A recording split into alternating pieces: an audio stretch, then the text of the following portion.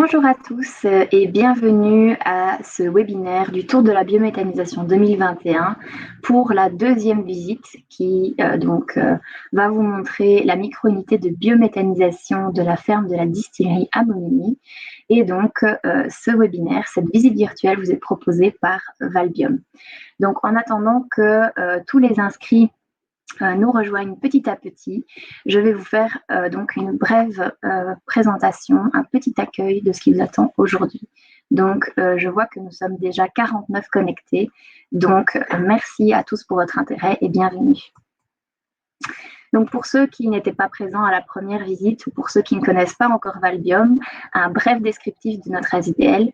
Donc, notre mission est de stimuler et d'accompagner les initiatives durables intégrant la production de biomasse et sa transformation en énergie et en matériaux. Et on fait tout ça en accompagnant des porteurs de projets, en inspirant, en conseillant et en outillant les autorités publiques. On stimule également l'échange d'expertise et la collaboration entre les acteurs du secteur. On identifie et on dynamise les nouveaux débouchés porteurs pour le secteur. Notre mission de sensibilisation est également très importante pour l'économie biobasée. Et nous sommes le centre d'information de référence du secteur biomasse en offrant une expertise scientifique de qualité.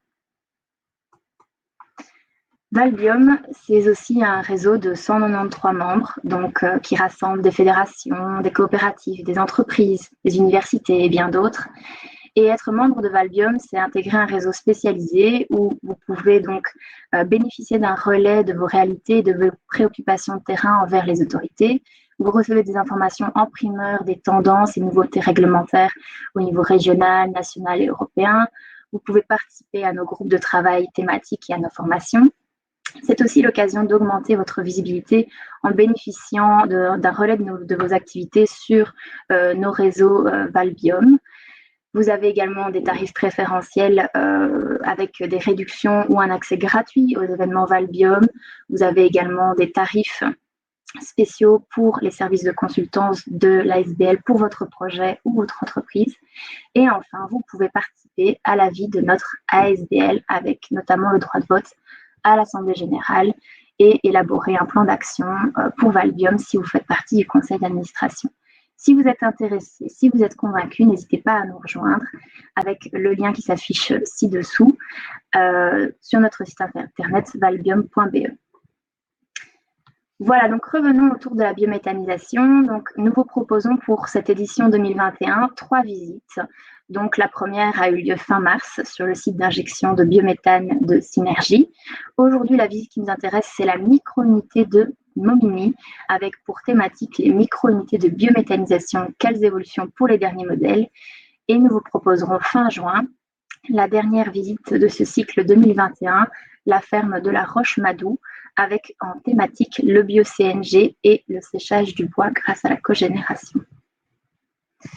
Donc cet événement bénéficie du soutien de plusieurs membres Valbiome et également de la Wallonie. Donc nous tenons à remercier Coretec Énergie, Biospace, Émission Zéro, Flameco, Biométhane du Bois d'Arnel, Cogen Green et le Van Lac Group.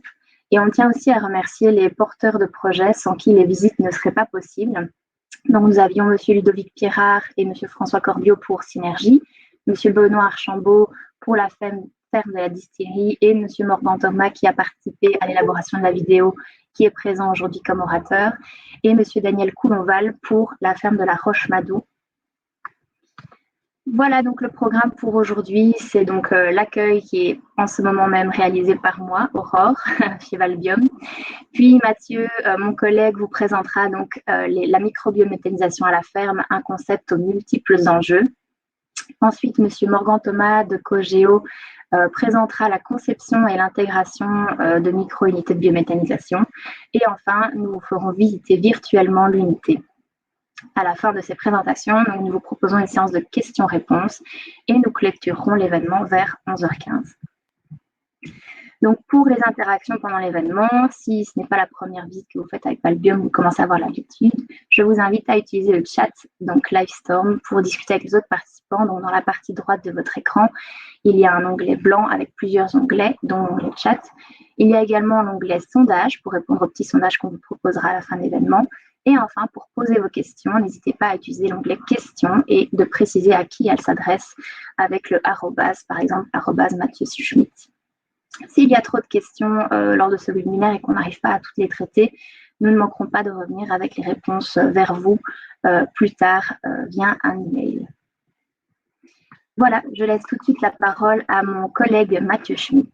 Mathieu, la parole est à toi. Bonjour à tous, merci Aurore. Voilà, alors je partage mon écran.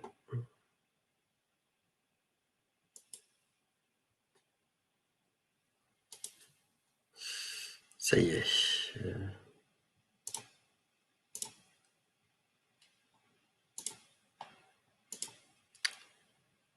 Voilà, magnifique. Alors, eh bien, écoutez, je vais vous parler évidemment de microbiométhanisation. Je vais tenter d'apporter quelques éléments de compréhension, notamment en lien avec l'unité qu'on va virtuellement visiter aujourd'hui.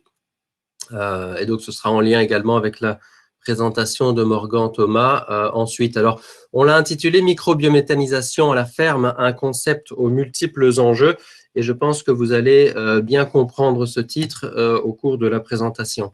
Alors, quels sont les concepts fondamentaux de la microbiométhanisation à la ferme? Alors, on précise à la ferme parce qu'il y a d'autres types de microbiométhanisation envisageables, mais celle à plus fort potentiel en Wallonie est vraiment celle à la ferme et c'est le focus d'aujourd'hui. Alors ici, on a ce dessin qui nous représente une ferme tout à fait classique, une ferme, disons, animale, bovin. Et puis, on a ici en rouge ce que représente l'ajout d'une unité de biométhanisation à la ferme. Et on voit que ça vient s'intégrer dans un existant, dans une infrastructure existante, et que c'est finalement un élément, disons, qui ne va pas modifier en profondeur l'unité et qui va au contraire s'insérer de manière tout à fait naturelle. En termes de points, les fondamentaux du concept, c'est donc, comme je viens de le dire, une unité qui va vraiment venir s'insérer. Alors, sur la puissance, généralement, on est en cogénération, donc sur la puissance électrique, généralement, on considère que c'est limité à 50 kW électriques. Ça, c'est une notion européenne. Maintenant, vous allez voir que cette limite de 50 kW, elle n'a pas de signification administrative. Je vais y venir dans quelques secondes.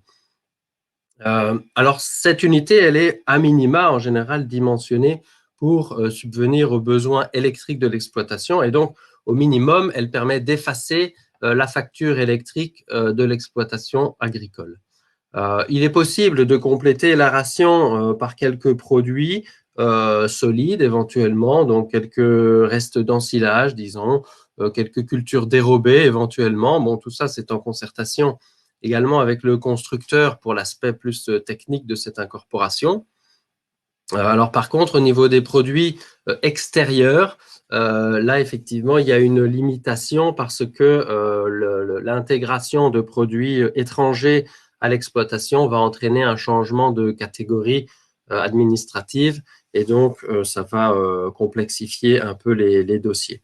Alors, sur l'aspect des aides, voilà un peu les aides, pour les aides à la fois à l'investissement et à la production, les différentes modalités en Wallonie. Bon, le but est un peu de faire un petit récapitulatif. Donc, vous voyez que des unités de microbiométhanisation, alors si elles sont inférieures à 10 kW, elles rentrent sur les aides à 10A jusqu'à 10%. Pour le reste, ce sera l'aide UDE, comme pour les aides à la biométhanisation, disons, au sens plus large. Pour les aides à la production, pas de différence, c'est-à-dire qu'on va être sur chaque mégawattheure électrique net sera valorisé à 2,5 certificats verts. Et alors, si vous êtes à moins de 10 kW, on va être sur cette notion du compteur qui tourne à l'envers.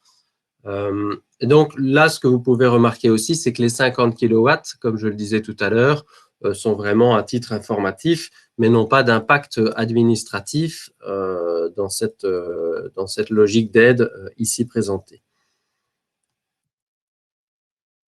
Alors pour les autres fondamentaux du concept, et donc notamment pour l'aspect d'intégration sur une ferme existante, tout l'intérêt de venir s'intégrer et pourquoi ce concept il tient la route malgré sa petite taille et donc des unités finalement plus chères, disons, par kilowatt électrique installé ou un peu plus chères, mais tout de même tout à fait intéressant, c'est parce qu'on va économiser toute une série de coûts qui sont présents sur une unité de biométhanisation traditionnelle.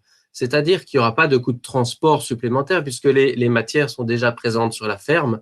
Il n'y aura pas de coût supplémentaire. Alors, ce transport, ça vaut à la fois pour l'approvisionnement des intrants, mais aussi pour l'évacuation des digestats, puisque les lisiers sont de toute façon évacués. Il n'y a pas de coût supplémentaire non plus pour le stockage, eh bien à la fois à nouveau des intrants, mais aussi des digestats. On va encore une fois être sur les infrastructures existantes. Le terrain, généralement, bon, ça occupe peu de place et le terrain de l'exploitation agricole est tout à fait suffisant. Il y a peu d'aménagements réalisés en termes de zones asphaltées, par exemple, ou de voiries à réaliser. Et sur l'aspect matériel agricole, eh bien, pas non plus d'investissement, par exemple, pour un télescopique. Et donc, c'est toute cette série, on pourrait ajouter à ça d'ailleurs l'aspect main-d'œuvre, dans le sens où il ne va pas y avoir une embauche spécifique au projet de biométhanisation. Donc, toute cette série d'économies et d'optimisation, finalement, bien permettent de trouver une place à ce concept et d'obtenir une rentabilité intéressante. Alors, petit détour par l'état des lieux de l'utilisation des ressources pour la biométhanisation en Wallonie, parce qu'à ce stade, certains d'entre vous pourraient se dire, ben tiens, où en est-on de l'utilisation des lisiers fumiers? Moi, j'ai l'impression qu'on en utilise peut-être déjà beaucoup. Alors, est-ce qu'il y a encore beaucoup à faire? Ou alors l'inverse, finalement, peut-être que tout est à faire. Voilà, alors je vais vous apporter ici quelques chiffres. Donc ici, ce sont des chiffres généraux, hein, surtout le potentiel biométhane, enfin biogaz identifié en Wallonie, exprimé en gigawattheures. Hein. Alors on va surtout s'intéresser aux effluents d'élevage, donc la barre du milieu. Ces effluents d'élevage, donc ça c'est le potentiel, hein, donc c'est-à-dire c'est le total de ce qu'on a évalué qui pourrait un jour contribuer à la production de biogaz. Alors maintenant, je fais apparaître ce qui est en estimation déjà valorisé en unité de biométhanisation. Et là, ben, vous voyez que tout simplement, cette barre verte qui est apparue à côté, à gauche, elle est presque invisible. Finalement, on a une utilisation d'effluents d'élevage de l'ordre de 2% par rapport à ce qui serait potentiellement faisable. Et donc, c'est dire si ben, la marge de progression est importante et si on peut faire beaucoup plus que ce qui est existant actuellement. Voilà, donc une large marge de progression pour les effluents d'élevage. Alors d'ailleurs, les effluents d'élevage, petite parenthèse, en Wallonie, de quoi parle-t-on, hein eh ben, c'est très simple, je pense que ceux qui sont du monde agricole vont vite avoir la réponse. Bah, c'est essentiellement des bovins, hein, c'est-à-dire que sur les tonnes de gisements disponibles pour les effluents d'élevage, c'est une écrasante majorité en provenance des bovins. Alors, ça ne veut pas dire qu'on n'a pas d'intérêt à s'occuper des porcs également, mais voilà, évidemment, les bovins représentent la plus forte part. Sur l'aspect maintenant, plus de la localisation, finalement, on peut se dire, bah, tiens, en Wallonie, où sont les zones les plus intéressantes où se trouvent vraiment majoritairement ces élevages et donc ces gisements. Alors ça, c'est une carte qui représente les différentes typologies d'exploitation agricole. C'est-à-dire que l'administration wallonne doit reporter à l'Europe la structure, la typologie de son agriculture.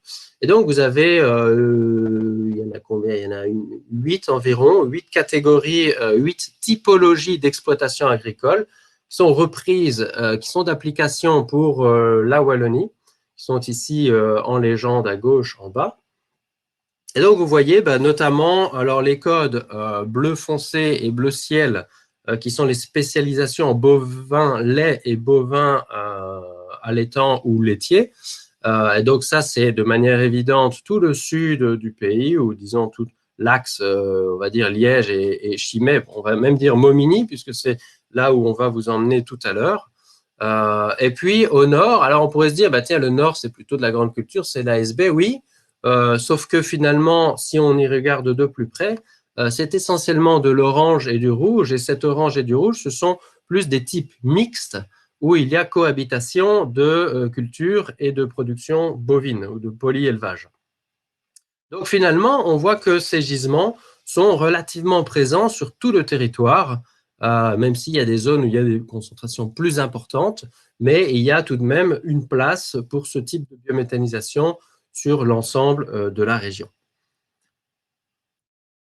Alors, quel est le passif sur la microbiométhanisation? Parce que cette journée, certains pourraient se dire, bah, tiens, voilà une nouvelle chose à intégrer dans les exploitations. D'autres vont se dire, non, mais ça fait 10 ans qu'on nous en parle, et franchement, j'en ai déjà entendu parler et je n'ai pas forcément une bonne image, etc. Alors, voilà, on a appelé cette petite partie de la présentation une opportunité à réinventer, parce qu'en effet, en 2012, il y a eu un développement de ce produit, de ce concept de petite microbiométhanisation sous l'impulsion essentiellement d'un constructeur et qui se tournait éventuellement vers des produits de moins de 10 kilowatts pour exploiter, disons, l'intérêt du compteur qui tourne à l'envers.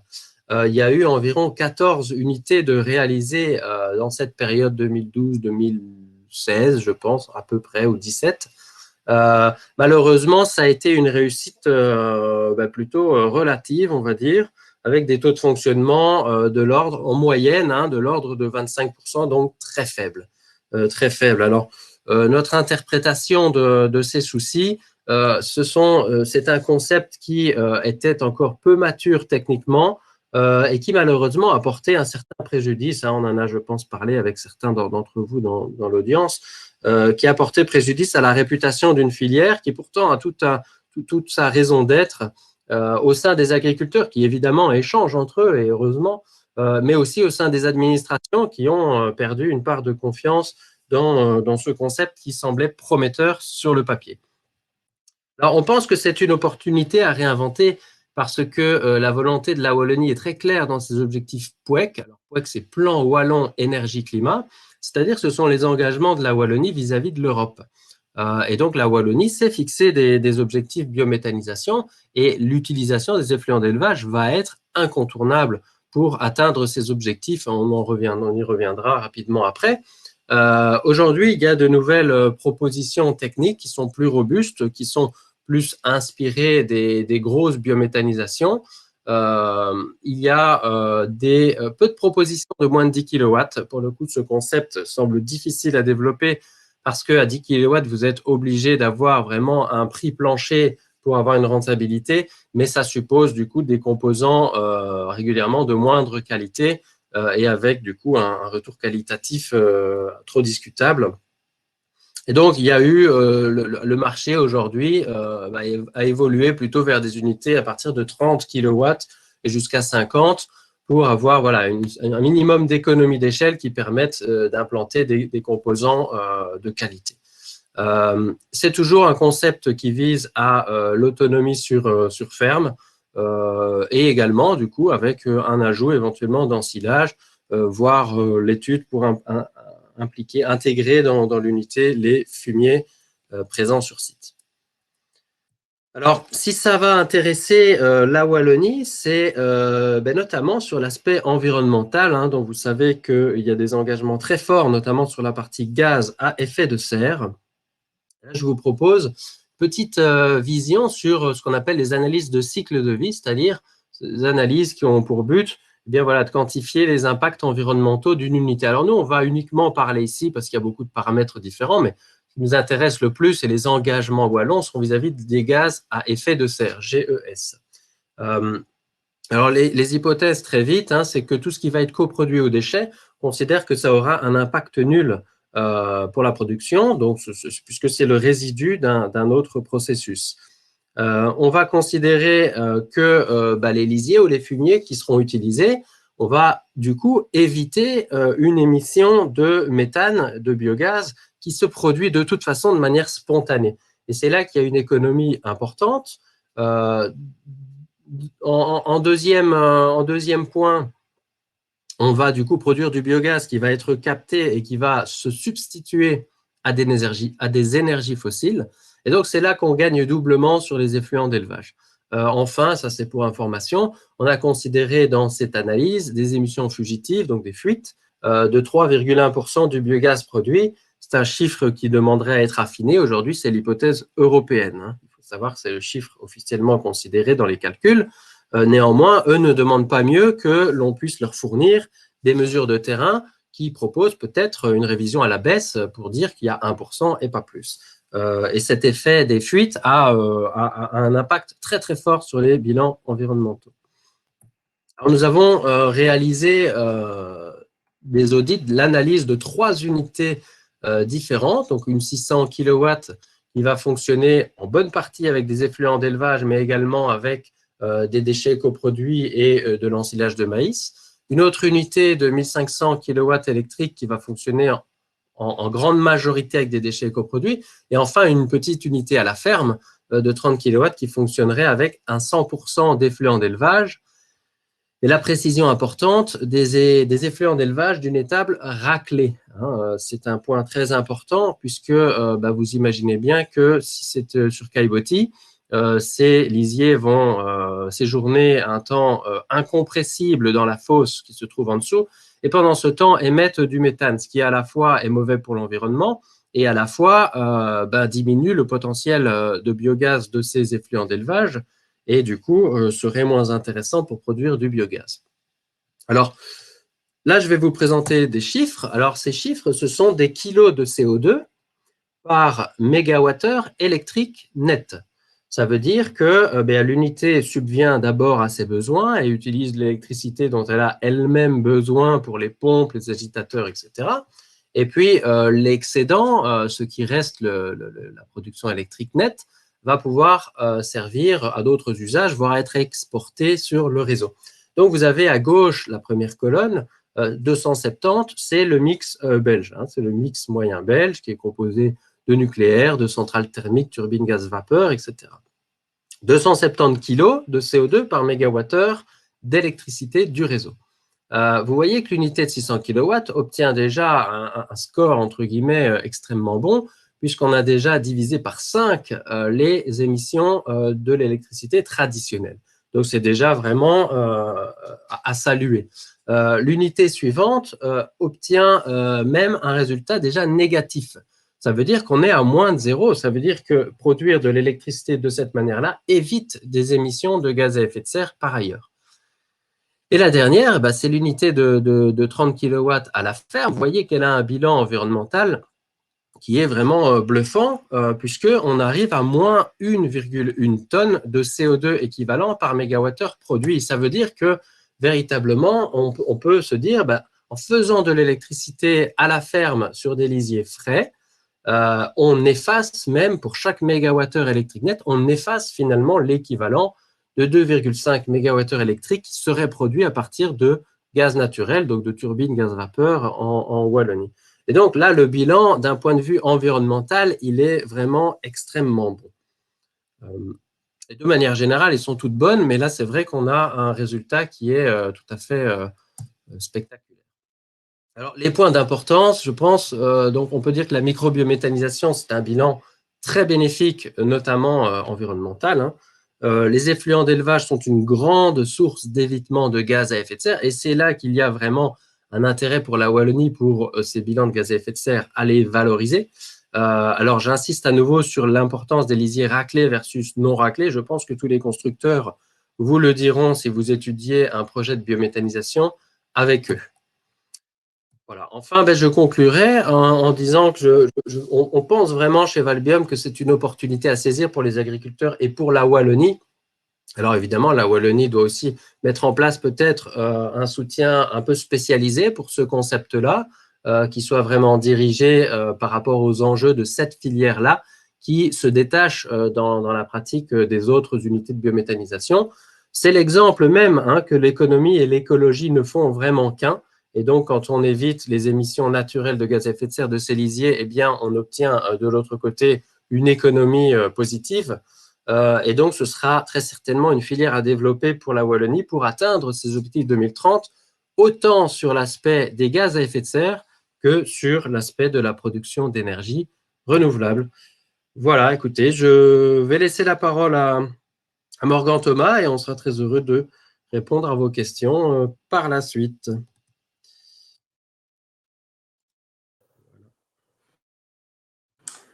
Oui, bonjour.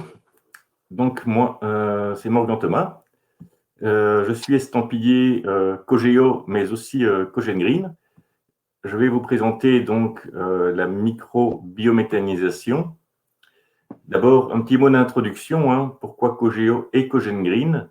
Alors, Cogen Green, c'est une société wallonne qui est basée à Gembloux, qui est donc spécialisée dans la réalisation et l'intégration de moteurs de cogénération multi-combustibles, que ce soit le gaz naturel, le biogaz, le colza, le fuel.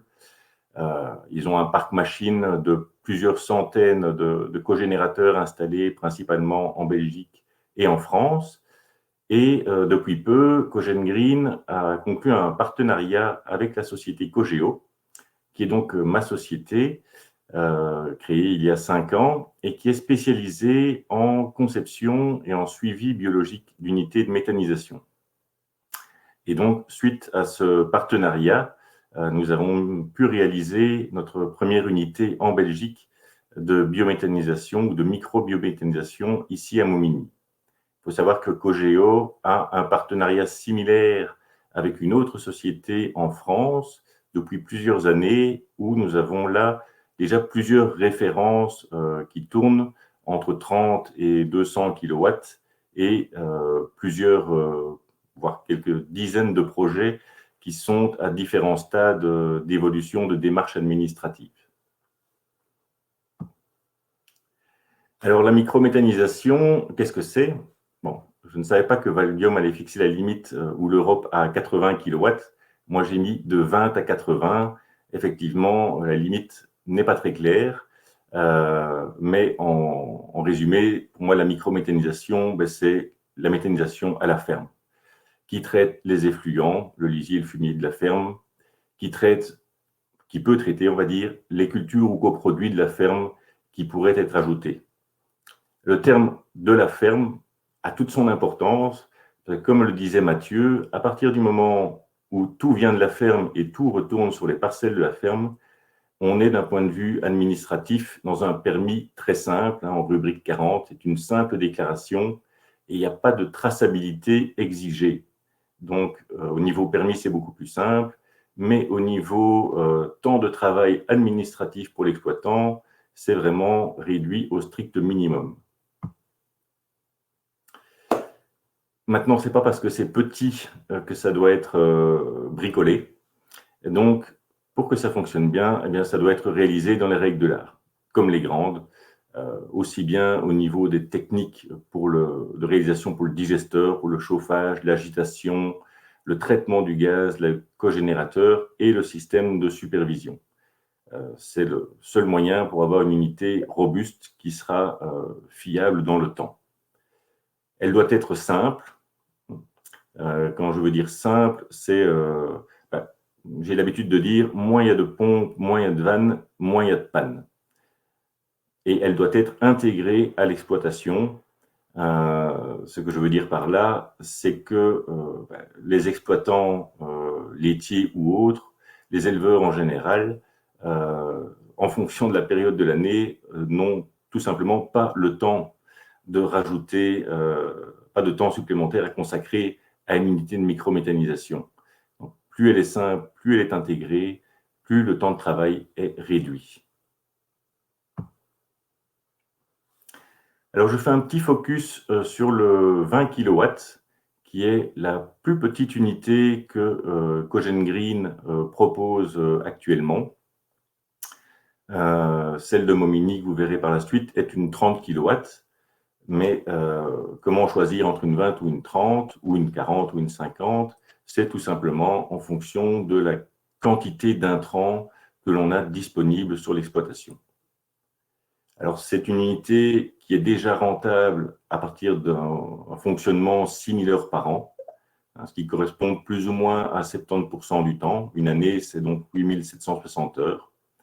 Et là, je vous ai mis un petit tableau qui permet de visualiser pour une unité de 20 kW, en fonction du type d'intrant. Ici, j'ai je parle de lisier bovin sous caillebotis. On voit la deuxième colonne, ça peut produire en moyenne 12 mètres cubes de CH4 par mètre cube de lisier.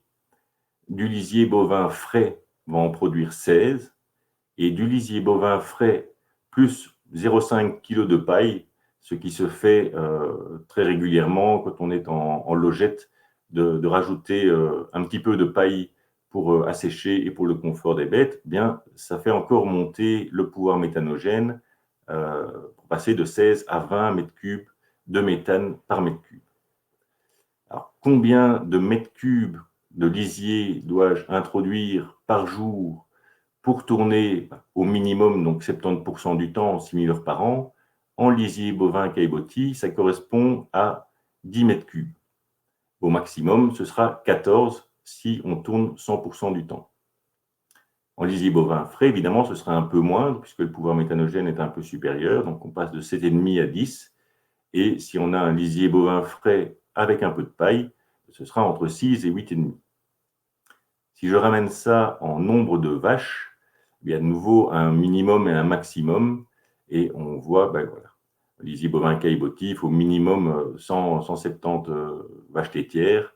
En frais, on tombe à 125, et s'il y a un petit peu de paille, avec 100 bêtes, ça fonctionne déjà. Attention qu'ici, dans ce nombre de bêtes, c'est un nombre de bêtes qui reste 100% du temps dans l'étable. Donc, il faut évidemment tenir compte du temps de présence dans l'étable pour évaluer le potentiel. Et comme le disait Mathieu, d'autres intrants peuvent évidemment venir compléter la ration, que ce soit le lisier des génisses, du lisier de porc, de la fiente de poule, des reflux d'alimentation, du fumier mou. Ça peut être des intercultures, ça peut être un peu de maïs, pour autant que tous ces intrants proviennent de l'exploitation. Et évidemment, mais il faut toujours faire valider le pouvoir méthanogène par un test en laboratoire. Comme je vous le disais, les chiffres que je donne de production sont des moyennes. D'une exploitation à l'autre, ces chiffres peuvent varier de 10 à 20%.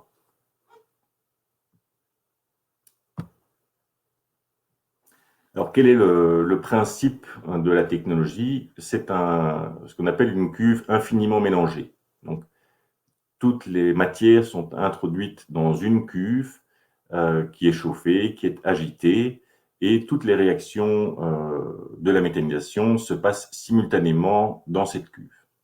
Cette cuve est couverte par un gazomètre, qui est une membrane qui collecte le gaz avant qu'il ne soit valorisé dans le moteur de cogénération. Généralement, quand on est avec des intrants liquides de type lisier, le plus simple, c'est de partir d'une préfosse qui sera simplement équipée d'une pompe hacheuse. Moi, je préfère les pompes hacheuses parce que si un corps étranger, que ce soit un morceau de ficelle, que ce soit un pansement pour les sabots ou autre, arrive dans la préfosse, bien la pompe hacheuse va soit le broyer et il ne posera pas de problème dans le digesteur, soit se bloquer, mais la pompe hacheuse, elle est facilement accessible et donc en une demi-heure, on peut la décaler et remettre en route. À la sortie, donc il y a le gaz qui part dans le cogénérateur et le digestat qui représente 95% en volume des intrants qui termine dans le stockage. Au niveau de la réalisation, quand on part sur uniquement du lisier, une préfosse simple, c'est-à-dire une cuve ronde de quelques mètres cubes, fera très bien le travail. Si l'on veut introduire des matières solides, mais dans ce cas, on n'est plus sur le concept de la 20 kW, mais on est plus sur du 40, 50, 80 kW. Là, il y a possibilité d'introduire les matières solides via une préfosse. C'est même ce que je recommande vu les avantages de la préfosse. Et ça peut se présenter alors avec une préfosse de type couloir, avec un agitateur que l'on voit sur le petit schéma, là, qui permet de faire tourner la matière et d'introduire progressivement les matières solides qui sont amenées soit avec un godet démêleur, soit avec une petite trémie mélangeuse, soit en direct, comme sur la photo que l'on voit. Là, c'est une étable en logette paillée à 3 kg par jour. Donc là, ce n'est plus vraiment du lisier, c'est plutôt du fumier mou. Et on voit qu'à la sortie, les racleurs ramènent tout ce fumier mou dans un convoyeur qui amène ce fumier mou dans la préfosse. Donc il y a plusieurs possibilités. Tout ça doit être étudié pour être intégré au mieux et que ça demande le moins de temps de travail possible à l'exploitant. Au niveau du digesteur, nous travaillons avec des digesteurs en béton coulé sur place, isolé, 8 cm sous le radier et sur les parois, et chauffé par un serpentin dans la paroi. Ce que l'on voit sur la troisième photo, au milieu de la hauteur de la cuve, ce sont justement tous les serpentins qui reviennent dans un coffret sur un collecteur. Alors je mets importance de la température et de l'homogénéisation. Il faut savoir que la biologie, donc les bactéries, travaillent très très bien à une température comprise entre 37 et 40 degrés. Pour des lisiers, moi je préconise 39 degrés. Mais vraiment, l'importance de l'homogénéité de cette température est très importante. Et en utilisant des digesteurs en béton avec un serpentin coulé dans la paroi, cela permet d'avoir une surface chaude, homogène, à une température acceptable. Contrairement au réseau de type tuyaux de chauffage en inox ou en alpex qui sont placés directement dans le digesteur et qui, autour d'eux, vont créer une zone chaude de 60 degrés, ce qui est mortel pour les bactéries qui sont en contact directement. Donc vraiment, la stabilité du processus dépend de la stabilité de la température notamment et de l'homogénéisation pour que justement cette température soit homogène et que les bactéries aient un bon accès aux nutriments.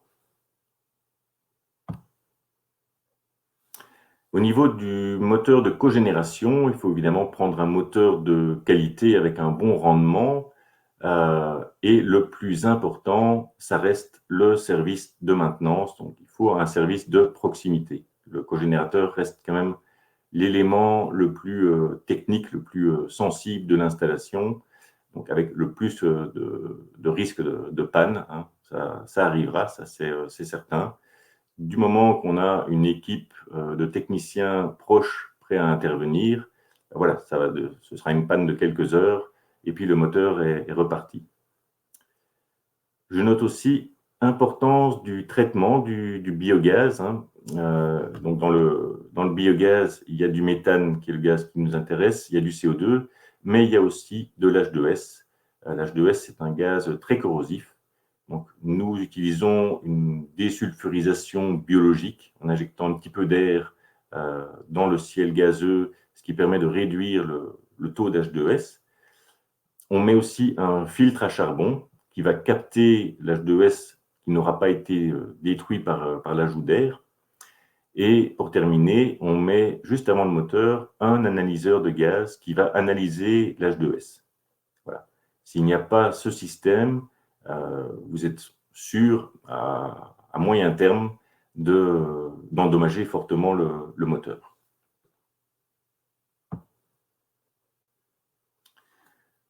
Au niveau intégration, donc, ça a déjà été évoqué, le mieux, c'est évidemment d'avoir un lisier déjà raclé et aspiré qui arrive dans une préfosse et qui est pompé vers le stockage, parce que dans ce cas, non seulement on a du lisier frais, mais l'unité de méthanisation est très simple à intégrer. Il suffit de dévier le tuyau qui amenait le lisier de la préfosse vers le stockage pour qu'il fasse un petit détour par le digesteur.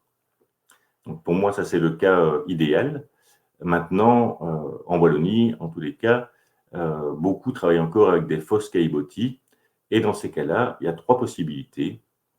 Soit on crée une nouvelle fosse de stockage et on utilise la fosse caillebotis comme préfosse. Ça veut dire qu'on a un lisier moins frais.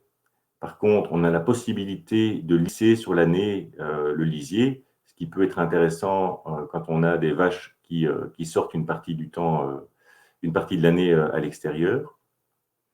L'autre possibilité, c'est de couvrir totalement les caillebotis avec des tapis ou du béton, de créer une nouvelle préfosse à l'extérieur, ce qui nous permettra d'avoir un lisier frais et d'utiliser la fosse caillebotis comme fosse de stockage, donc pas besoin de recréer un nouveau stockage.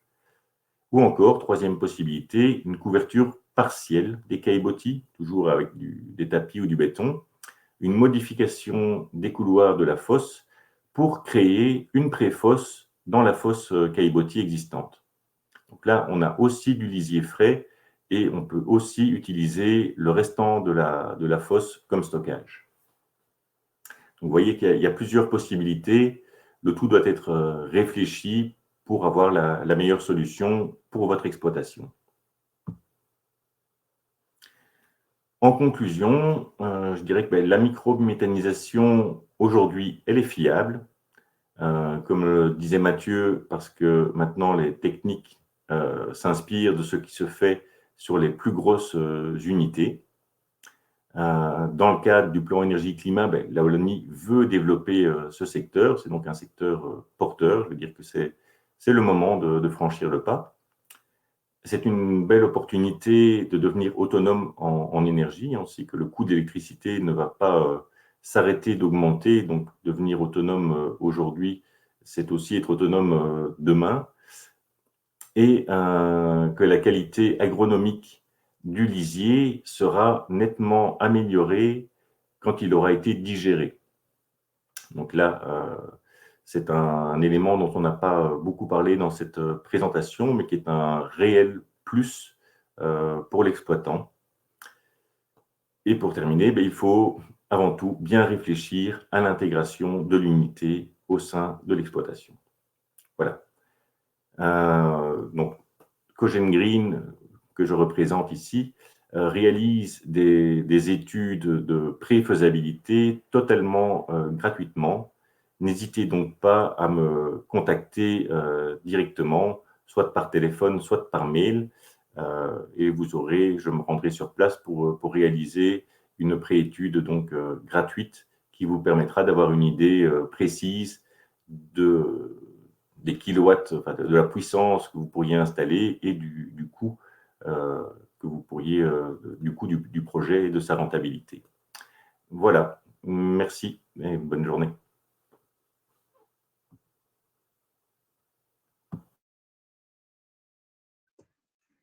Merci Morgan pour cette présentation.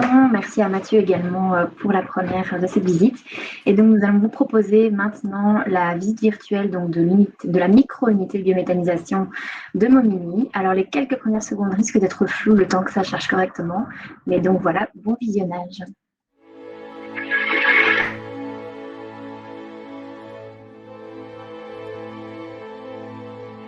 Je m'appelle Benoît Archambault, je suis agriculteur, producteur laitier avec ma femme et mon fils ici à Macquenoise. Nous avons une ferme qui détient à peu près 170-180 vaches laitières.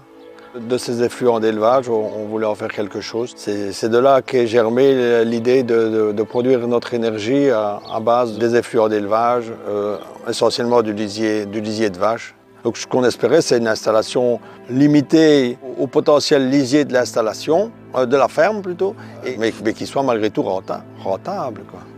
C'est un peu la simplicité de l'installation qu'on nous présentait à ce moment-là qui nous a décidé. Donc la biométhanisation était présentée comme assez simple à gérer au jour le jour, donc de la surveillance, mais pas tellement de supplément de travail. Des intrants qui étaient à disposition gratuitement sur la ferme. Ce qui permet d'arriver à un retour, c'est la production électrique de par les certificats verts qu'elle génère et de par l'économie d'électricité. Donc ce qu'on espère, c'est d'être autosuffisant en électricité, mais pratiquement à 200%. Donc ça veut dire si l'installation produit 200 MW annuels, ce qui est à peu près espéré, il y en a un peu moins de 100 MW pour l'alimentation en électricité de la ferme et 100 MW qui pourraient être mis en vente sur le réseau et l'enveloppe certificat vert qui est générée par cette production électrique. Le chemin a été assez long parce que l'idée est arrivée dans notre esprit dans les années 2013-2014. C'est là qu'on a fait connaissance d'une société qui proposait des installations de microméthanisation de 10 kW. Bon, on s'est engagé dans cette voie-là, mais ça a été un échec. Donc après 3-4 ans, la société qui s'était engagée avec nous de faire fonctionner, a jeté l'éponge pour moi. Donc ça en est resté là, un investissement perdu. La seule solution qui nous restait, si on voulait essayer de passer le cap de cet échec, c'était de reconstruire. Et c'est ce qui s'est passé après un cheminement assez long au niveau administratif. Les années passant, mon fils était revenu à la ferme, donc le troupeau s'est augmenté, on a plus de potentiel de lisier. Et c'est ainsi qu'on a pu mettre sur pied un projet à 28 kW, dont la construction s'est terminée il y a quelques mois et dont le démarrage a pris assez longtemps, mais on semble toucher tout doucement aux objectifs. Mon nom c'est Morgan Thomas, je travaille pour la société Cogen Green, qui a installé ici donc, une unité de biométhanisation en 100% lisier et qui permet de faire tourner une cogénération de 28 kW ici, quasiment 100% du temps. Ce qui va faire sur l'année à peu près 200 MWh électriques, c'est-à-dire la consommation d'environ 50 ménages.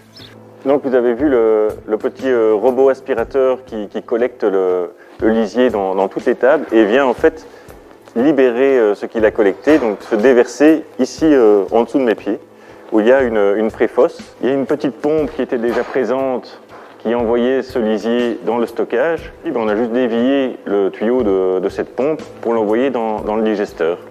Donc ici, on était sur l'étape de collecte du lisier, et puis transfert du lisier vers le digesteur. Je vous propose de me suivre.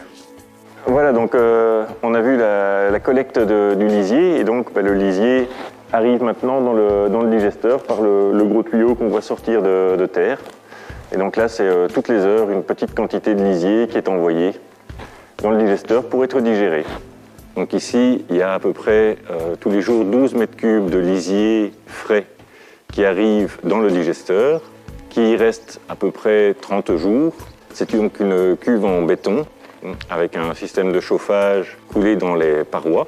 C'est très important pour une biométhanisation réussie, pour avoir une bonne biologie, d'avoir quelque chose qui soit le plus homogène possible dans la cuve. Homogène en termes de température. C'est une cuve qui est régulièrement agitée, donc il y a un agitateur à hélice dedans qui permet d'homogénéiser aussi son contenu. Ce que l'on voit sur le dessus de la cuve, c'est donc le gazomètre qui sert à collecter le gaz qui est produit. Ici, c'est une membrane souple en EPDM qui donc se gonfle et se dégonfle quand la cogénération se met en route.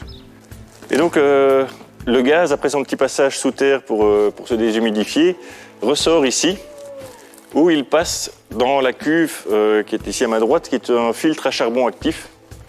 Parce que dans le biogaz, il y a bien sûr du méthane, qui est le gaz qui nous intéresse, il y a du CO2, mais il y a toujours de l'H2S, c'est inévitable. Et donc cet H2S, c'est un gaz très corrosif qu'il faut absolument retirer avant de rentrer dans le moteur. C'est pourquoi on installe un filtre à charbon actif qui permet de capter cet H2S corrosif. Après ça, le gaz rentre directement dans le conteneur de cogénération. Et donc on appelle ça un moteur de cogénération parce qu'il permet simultanément de produire deux sources d'énergie, enfin deux énergies plutôt, de l'électricité et de la chaleur, d'où le nom cogénération. Et ici donc c'est l'écran de contrôle qui permet de visualiser tout le fonctionnement de l'installation. On retrouve la préfosse qui est dans les tables, on retrouve le digesteur avec son agitateur, on retrouve le stockage et puis on retrouve le conteneur de cogénération. Voilà, je clique ici, on a le détail de la cogénération avec toutes les valeurs de production, de température. En plus de produire ces 200 MWh électriques, on évite une pollution atmosphérique par le méthane. Puisque dans le biogaz, il y a du CO2 et il y a du méthane, qui est le gaz combustible qui nous intéresse, mais qui est aussi un gaz à effet de serre. Après, il y a encore un troisième intérêt. Le fait, par la suite, d'utiliser du lisier digéré plutôt que du lisier non digéré comme amendement, va améliorer la croissance des plantes. Et il y a l'aspect odeur. Quand on utilise du digesta, les odeurs émises sont nettement moindres. Tous les voisins vous diront merci si vous installez une unité de biométhanisation. Quand notre fils est revenu sur la ferme, on a transformé un bâtiment qu'on n'occupait pas à l'époque. Certaines sociétés ne voulaient pas nous proposer une installation si ce n'était pas du fumier, du lisier frais du jour. Le lisier stocké qui peut rester là plusieurs semaines, plusieurs mois, il perdait trop de potentiel à leurs yeux et ça allait plomber le résultat final. Donc, comme on était dans la réflexion de la transformation du bâtiment, on a décidé des couloirs à clé spécialement pour la méthanisation. Le temps de retour sur investissement, il a été estimé à de 6 à 7 ans, pour autant qu'on arrive à la production qui était imaginée. Maintenant que l'unité est mise en place, il y aura de toute façon un suivi des performances, un suivi biologique, de la formation pour accompagner le porteur de projet jusqu'à ce qu'il prenne totalement en main la maîtrise de son installation. Comme mot de conclusion, il y a des milliers d'exploitations laitières en Wallonie. Ça représente donc un potentiel de production d'énergie renouvelable très conséquent. Ce serait dommage, dans les objectifs de 2030 de réduction des émissions de gaz à effet de serre de l'ordre de 40%, de se passer de ce système qui permet de produire 24 heures sur 24 toute l'année de l'énergie.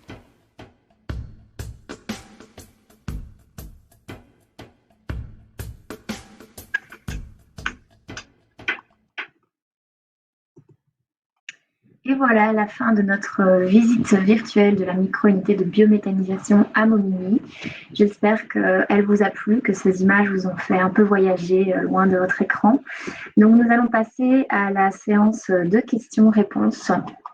Donc je vais donc sélectionner la première question de Monsieur Thomas Cartiot pour Monsieur Morgan-Thomas.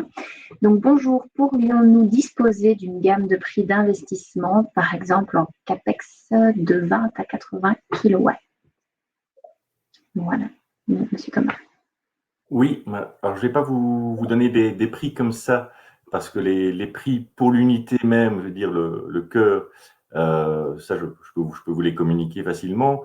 Mais dans un projet de méthanisation, il y a aussi vraiment l'intégration, la connexion électrique, la tuyauterie pour relier la préfosse au digesteur. Donc tout ça doit être étudié. Maintenant, s'il y a un intérêt, n'hésitez pas à me demander de passer. Hein, je me déplace volontiers chez tout le monde. Après, pour vous donner quand même un ordre de grandeur, je dirais que 20 kW, il va falloir compter dans les 200, 220 000 euros peut-être. Tout dépend vraiment de comment on peut l'intégrer à l'exploitation. 80 kW, il va plutôt falloir aller vers les 500, 550 000 euros. Merci, Monsieur Thomas. Alors, encore une question pour vous de Monsieur François et lui. Alors, bonjour, peut-on avoir une estimation du temps de travail passé sur l'unité sur une année? Donc, j'imagine qu'il parle d'une moyenne pour les agriculteurs, du temps, maintenance, fonctionnement, etc.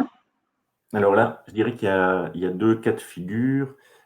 Soit on est sur les toutes petites unités en 100% lisier, donc qui sont full automatique. Et là, nous, ce que l'on demande, c'est de faire une supervision sur place, donc 5 minutes par jour, tous les jours. Vraiment, j'insiste sur tous les jours. passez voir si tous les indicateurs sont bons et ça suffit. Évidemment, de temps en temps, je ne vais pas vous mentir, il y aura un bourrage sur une pompe ou une pièce à réparer. Mais ça, c'est une fois de temps en temps. Donc là, c'est vraiment un travail très, très réduit. Après, si on est sur des unités un peu plus importantes qui, en général, du coup, utilisent un petit peu d'intrants solides, ben là, il faut rajouter le temps de chargement de ces intrants. Et ça, en fonction de l'organisation de l'exploitation, ben, ça peut varier entre 5 et 10 minutes par jour et aller jusqu'à 20-30 minutes s'il y a un petit peu de trajet à effectuer avec un télescopique. Merci. Alors voilà la prochaine question. Donc, celle de Simon Grodan. Je pense que ça reste toujours un petit Thomas. Les lisiers stockés classiquement dans des fosses sont en décomposition aérobie, n'est-ce pas, ou en aérobie en profondeur, ce qui crée des émissions de CH4.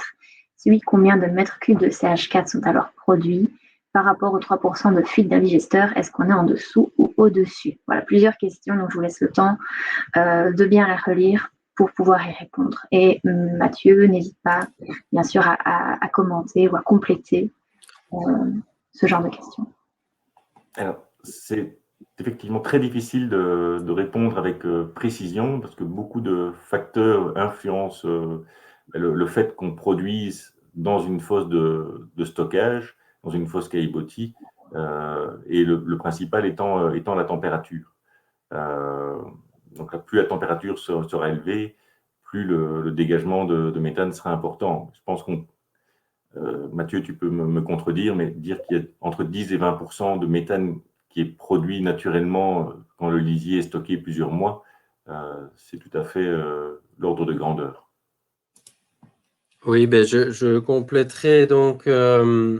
Alors, les pourcents dont Morgan Thomas vient de parler sont des pourcents du potentiel méthanogène total des lisiers, hein, celui dont il a parlé tout à l'heure, par exemple, d'un lisier frais, du coup. Par contre, ce qu'il faut bien comprendre, ce qui est très important, c'est qu'il y a ce qu'on va mesurer réellement.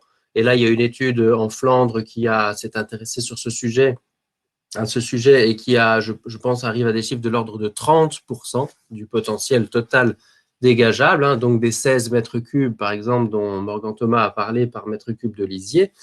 Par contre, ce qu'il faut bien comprendre, c'est que la Belgique, la Wallonie, déclare des valeurs de gaz à effet de serre à l'Europe. Hein, tout ça se passe dans les inventaires de gaz à effet de serre. Et elle s'appuie pour cela sur des références données par la Commission européenne. Et ces valeurs de Commission européenne sont assez inférieures à cette valeur de 30%. De mémoire, c'est environ 10%. Alors, ces valeurs, elles sont bonnes ou elles sont mauvaises, ce n'est pas tellement la question, mais ce qu'il faut comprendre, c'est que ce sont les valeurs officiellement déclarées. Et donc, partant de ce fait, il serait impossible, dans l'état actuel pour la Wallonie, de déclarer des économies de gaz à effet de serre suite à l'utilisation de ces lisiers supérieures à ce qui est déclaré en fonction de ce que l'Europe a proposé de comptabiliser.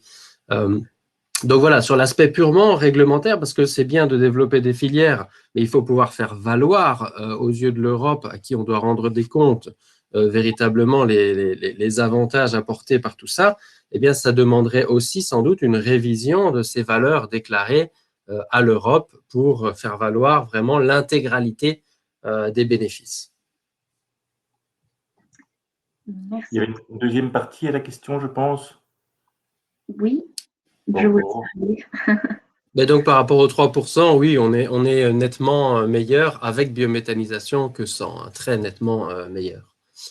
Et par rapport à l'aérobie, sur un lisier statique, c'est les quelques premiers centimètres. Hein. Donc, quand vous avez 1,50 m ou 2 mètres de lisier, vous êtes très largement en anaérobie. Ok, merci pour la réponse complète. Alors, donc on va continuer dans la même thématique.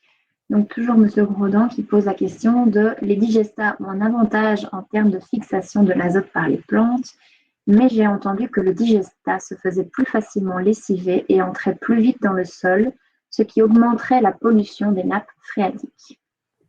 Alors ça, c'est à la fois vrai et faux. Le digestat est effectivement plus liquide et donc s'infiltre mieux dans le sol. Maintenant, la grosse différence du digestat par rapport au lisier non digéré, c'est effectivement l'azote qui se retrouve plus majoritairement sous forme minérale qu'organique. Et donc, le digestat, la partie minérale du digestat, à peu près 70%, sera disponible tout de suite pour les plantes. Et comme on épand le digestat avant une culture, la culture va pouvoir capter directement. Et la partie organique qui reste va se décomposer en déant les 3-4 mois et donc va bénéficier à la culture. C'est pour ça que on dit, des études ont été menées en France, en Allemagne, et montrent que 100% de l'azote du digestat sera capté par la plante. Ce qui veut dire qu'il n'en reste 0%, 0% seront lessivés et arriveront dans les nappes. Ce qui n'est pas le cas avec du lisier non digéré, qui lui est principalement sous forme organique et qui va mettre jusqu'à 2 ans à se minéraliser et donc à être disponible pour les plantes. Alors, quand une culture est en place, évidemment, cet azote va bénéficier à la culture, mais quand il n'y a pas de culture en place, là, cet azote sera lessivé et arrivera dans les nappes phréatiques. Les mêmes études ont montré qu'un lisier non digéré, seulement 40% de l'azote du lisier va contribuer à la croissance des plantes. Ça veut dire que 60% sera perdu. Et donc, en utilisant un digestat par rapport à un lisier, ça permet aussi de réaliser des économies sur les engrais. Petit complément, donc c'est très intéressant ces chiffres. Je vous invite aussi à consulter le site web de l'ASBL AgraHost qui travaille sur ces thématiques et qui a en effet conclu que le lessivage n'était pas empiré pour la biométhanisation. Et donc, je pense qu'ils ont un certain nombre de publications téléchargeables sur leur site. Merci à vous deux pour la réponse à cette question. Alors, voici une question de André Sibyl pour l'unité de Momigny. Pouvez-vous expliquer à quoi et comment est utilisée la chaleur produite? Alors, la chaleur produite ici, donc une partie sert au maintien en température du digesteur, hein, combler les déperditions qui sont très faibles vu l'isolation, mais surtout réchauffer le lisier frais qui arrive. Lui, il arrive, il est à une température de plus ou moins 10 degrés, je vais dire, en moyenne sur l'année, qu'il faut ramener à 39 degrés. Donc ça, c'est une partie des consommations. L'autre partie, ici à Momigny, sert actuellement à chauffer un ballon qui alimente la salle de traite, hein, pour le nettoyage principalement, et à l'avenir, et pour chauffer la maison aussi, et à l'avenir, un nouveau mini-réseau va être créé pour aller chauffer une autre maison un peu plus loin. Ça ne représente qu'une petite partie encore de l'énergie, mais tout ce qui est prenable, c'est des économies d'argent et de CO2 en plus. Merci. Alors, question suivante. C'est bien, vous posez plein de questions. C'est une séance très intéressante. Alors, la question de Rachel Coupedouet. Bonjour, quel est l'encombrement, dimension sur sol du digesteur et du moteur de cogénération sur le site présenté donc à Momigny? Alors, le digesteur à Momigny fait un diamètre de 10 mètres et le conteneur de cogénération, c'est donc un conteneur maritime de 6 mètres sur 2 mètres et demi que nous mettons sur une dalle béton un peu plus grande puisque nous mettons aussi notre filtre à charbon dessus. Donc, je crois que la dalle doit faire 7 mètres sur 3 mètres et demi. C'est très, très réduit comme encombrement. Merci, parfait. Alors, on saute à la prochaine question, donc de Roxane Huard. Pour ressortir de la valorisation des effluents d'élevage, peut-on imaginer une micro-unité de biométhanisation dans une exploitation maraîchère ou de grandes cultures? Donc là, je pense que Mathieu et Morgan peuvent se compléter sur ce genre de questions. Ouais. Alors, une exploitation maraîchère, j'aimerais bien y arriver. à moins que ce soit vraiment une très très grosse exploitation, hein. Donc, pour donner un ordre de grandeur, de quantité, on voyait ici une dizaine de mètres cubes, voire un petit peu moins pour une unité de 20 kilowatts, qui est notre plus petit modèle actuellement, de lisier. De lisier qui, je vais dire, on va le compter à 15 mètres cubes de méthane par mètre cube de lisier. Des déchets maraîchers, le pouvoir méthanogène sera meilleur, sera entre 30 et 40 mètres cubes. Donc, il faudrait, je vais dire, 4 à 5 tonnes par jour de déchets. On voit tout de suite en donnant ce chiffre que c'est pas ça devient une industrie maraîchère qui génère 4 à 5 tonnes de déchets par jour, tous les jours, toute l'année. Peut-être un petit complément, parce que donc il y a l'aspect maraîcher, il y a aussi l'aspect grande culture. Bon, en grande culture, la donne pourrait être différente. On peut parler de différents types de déchets, hein, des menus pailles, peut-être même des pailles de céréales, alors avec toutes les précautions d'usage qui s'imposent, des feuilles de betterave, des produits comme ça, où là, ce serait peut-être plus facile parce que les quantités générées par hectare sont beaucoup plus importantes, hein, par rapport à la limite que soulevait Morgan Thomas. Et donc, ça imposerait par contre évidemment un stockage annuel en silo ou enfin, à imaginer selon le type de produit. Mais je pense que là, pour le coup, avec quelques hectares, alors Morgan, je te laisserai compléter, ce serait beaucoup plus rapide pour atteindre 30 kilowatts par exemple. Effectivement, maintenant, c'est des projets qui en général alors deviennent plutôt des projets de grandes unités, puisqu'il faut aller chercher des déchets à gauche, à droite, recréer vraiment une structure avec du stockage, avec des silos. Et la rentabilité va être difficile à atteindre si on reste sur un petit modèle, quoi. Ouais, puisque du coup, je rebondis sur la présentation que j'ai faite, hein, où l'avantage du concept à la ferme, c'est notamment d'éviter les coûts de transport, les coûts de stockage des matières. Or, s'il s'agit d'aller chercher, mettons, des feuilles de betterave qui aujourd'hui sont laissées sur champ, il y a toute une logistique qui s'impose et qui est un coût, il y a tout un transport, il y a tout un stockage. Donc, on n'évite plus tous ces coûts. Et donc, on sort un peu de ce concept-là qui est facile à intégrer, disons. Voilà. Pour terminer, je dirais que pour revenir sur la rentabilité, ben oui, alors on va, dans ce type d'unité traitant des déchets de grande culture, on va tout de suite tomber sur des unités, pour atteindre une certaine rentabilité acceptable, des unités de 600 kilowatts au minimum. D'accord, merci pour vos précisions. Alors, nous sautons sur une autre question, celle de M.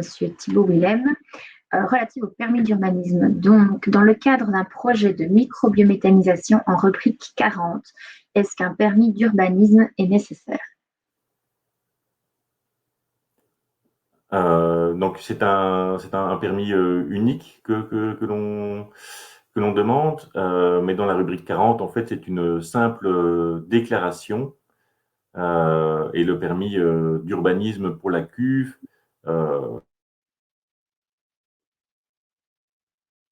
Je pense que nous avons perdu Monsieur Thomas. Mathieu, est-ce que tu... Du coup, je peux compléter, oui, tout à fait, j'avais préparé la réponse. Donc, voilà, les matières entrantes proviennent uniquement, donc dans le cadre où les matières entrantes proviennent uniquement de l'exploitation agricole concernée et que les digestats sont épandus sur les terres de cette même exploitation, alors effectivement, on est dans cette rubrique 40-40-10, et l'unité alors a besoin d'un simple formulaire de déclaration. Voilà. Alors, je vais retourner dans les questions, j'essaie de rappeler M. Thomas, mais il n'est pas là. Alors, ici, je vais prendre une dernière question un peu plus administrative. Alors, celle de M. Gaëtan de Sény, pardon. Et donc, j'invite Mathieu à y répondre. Bonjour, ne serait-il pas nécessaire de réduire les charges administratives pour améliorer l'utilisation des effluents d'élevage, pré-notification, notification, post-notification et les délais pour l'utilisation du digestat entre l'application et la récolte? Oui, mais je dirais que, alors, j'ai envie de dire, on ne connaît pas, nous, Valbiome, aussi bien que les exploitants eux-mêmes, dont Gaëtan de Sény, pour ceux qui ne le connaissent pas, fait partie. Donc, je ne doute absolument pas que voilà, les procédures, effectivement, administratifs compliquent le travail. Je voudrais peut-être juste ajouter que voilà, l'espoir, c'est que la région wallonne prenne vraiment la mesure de l'importance de ce concept et de ces types de gisements et que l'on puisse travailler peut-être ensemble sur voilà, les freins comme par exemple ce que renseigne ici Gaëtan de Sény, voire d'autres, et qui permettraient de plus facilement développer cette filière. Ça peut aussi passer par exemple par des modifications sur les exigences pour que des exploitations agricoles de fermes de vaches laitières, par exemple dans une même commune, puissent se mettre ensemble pour une petite unité de 50 kW, par exemple, ensemble, en cumulant 350 vaches laitières, par exemple. Donc voilà, on espère pouvoir avancer là-dessus et sur ces blocages administratifs. Ouais, merci Mathieu. Je vois que Monsieur Thomas est revenu parmi nous, donc tant mieux, on va voir s'il y a d'autres questions. Et donc j'invite les participants à se rendre brièvement dans l'onglet sondage, où il y a 4 petits sondages qui nous aideront à voir ce que vous avez pensé de cet événement. Donc si vous pouvez prendre quelques secondes pour aller y répondre, ce serait parfait. Et alors, nous avons une dernière question de Monsieur Bredan, toujours. Et donc, j'invite Mathieu à y répondre. Je pense que ce sera mieux.